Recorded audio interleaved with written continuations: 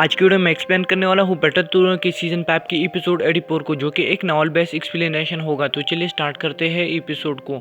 जैसा कि last episode में आपने देखा था कि जियान टियानजुनजी से मिलता है, और इसकी वजह ये थी कि जियान के अंदर पालनहार्ट प्लेम खुद ब खुद किसी जगह जा रही थी और जियान उसको फॉलो करते करते टियानजुनजी के पास जाता है और तभी उन दोनों के बीच काफी बातचीत हो जाती है। और अब आगे टियानजुनजी एकदम शॉक हो जाते हैं जब वो जियान के अल्फाज सुनता है, क्योंकि जियान ने उससे कहा था कि वो मुझे 1 साल के लिए प्रोटेक्ट करेगा और बदले में जियान उसका सोल रिपेयर करेगा।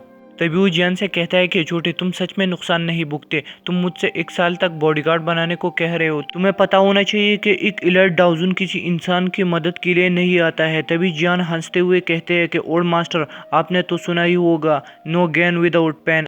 और साथ में 1 साल का वक्त ओल्ड मास्टर के लिए तो कुछ चंद लम्हे की बात है। मुझे लगता है कि ये काफ़ी है मुझे 1 साल के लिए ओल्ड मास्टर को किराए पर लेना, है ना। ये सुनते ही टियानजुनजी मानते हुए कहते हैं, छोटे, तुम सच में अच्छे तौर से बोलते हो। मेरे लिए तुम्हें 1 साल तक बचाना मुश्किल नहीं होगा, लेकिन तुम्हें मेरी स्पिरिचुअल पाम को रिपेयर करना होगा। मेरे अभी की स्पिरिचुअल बॉडी से कुछ साल तक मैं नहीं टिक सकता। तभी जियान कहता है, ओल्ड मास्टर, आप बिल्कुल चिंता मत करियो, मैं आपकी स्पिरिचुअल बॉडी को ठीक करने में कुछ बार मदद कर सकता हूँ। और अभी के लिए आपकी स्पिरिचुअल बॉडी सीरियसली इंजर्ड है और इसको ठीक करना मेरे बाएं हाथ का खेल है, क्योंकि उसके पास मास्टर याओलॉ की मिली हुई काफ़ी सारी इंग्रेडिएंट्स का फार्मूला था और उनमें से कुछ ऐसे भी जो स्पिरिचुअल बॉडी को ठीक कर सकते थे। तभी टियानजुनजी कहते हैं कि उम्मीद है कि पुराने मुझसे किसी किस्म की गलती नहीं होगी। और जियान को गहरे नज़रों से घूरता है और दोनों ने डील को कंफर्म किया। जियान ने पालनहार्ट प्लेम को ध्यान से देखा जब वो इसे लेकर बोला। उसने इस छोटे सी चीज़ को कमज़ोर होने का एहसास किया और खुशी की वजह से उसके दिल में लड्डू फूट रहे थे। उसने धीरे से प्लेम गैदरिंग पॉट को निकाला और प्लेम को उसके अंदर रख दिया।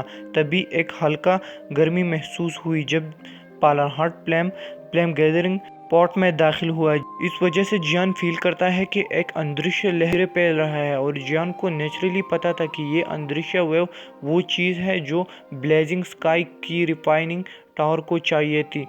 उसने एनआर अकेडमी के परेशानों का हल निकाल लिया था। जियान ने सब कुछ करने के बाद हाथ से तबकी दी। उसकी ध्यान तब बाहर की तरफ गया जहां लाइट बैरियर था। रेड रंग का मैग्मा किसी लिजर्ड इंसान की तरह नहीं दिख रहा था, लेकिन जियान ने एक बार नुकसान भरा था, इसलिए उसको पता था कि इन दोस्तों की तस्वीर को मैग्मा में बहुत मुश्किल से महसूस किया जा सकता है। और इस वक्त जियान इतने सारे लिजर्ड मैजिकल बीस्ट से नहीं निपट सकता था।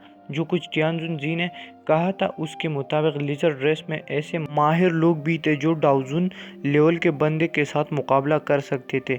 और अगर जियान उनसे टक्कर लेता है तो शायद उसकी भाग दौड़ मुश्किल हो जाएगी। ये फायर लिजर्ड लोग मैग्मा फ्लो के लिए बहुत ही सेंसिटिव होते हैं। उनके पास मैग्मा में किसी भी हल्की हरकत को महसूस करने की क्षमता होती है और साथ में इनका सेना भी बहुत बड़ी है। जितना मारोगे उतना ज़्यादा होंगे। अंत में आप उन ट्राइब्स के असली शक्तिशाली को खींच लोगे, तब चीज़ें मुश्किल हो जाएगी। गाइज, ये था आज का एपिसोड। अगर पसंद आया हो तो प्लीज़ लाइक करें वीडियो को, और अगर आप चैनल पर नए आए हो तो सब्सक्राइब भी करें ताकि आपको नई इंटरेस्टिंग वीडियो का नोटिफिकेशन मिलता सके। Thank you so much.